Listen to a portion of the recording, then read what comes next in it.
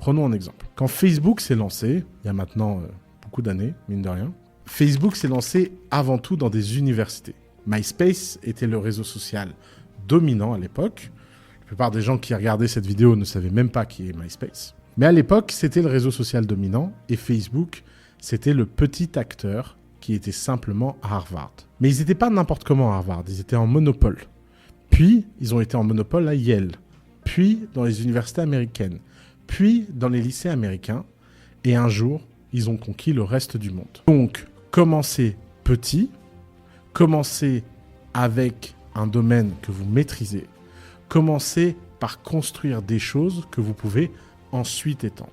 La bonne nouvelle de cette méthode, c'est que quel que soit le moment où vous vous arrêtez d'étendre, quel que soit le moment où vous arrêtez de vous développer, vous avez déjà quelque chose qui a de la valeur.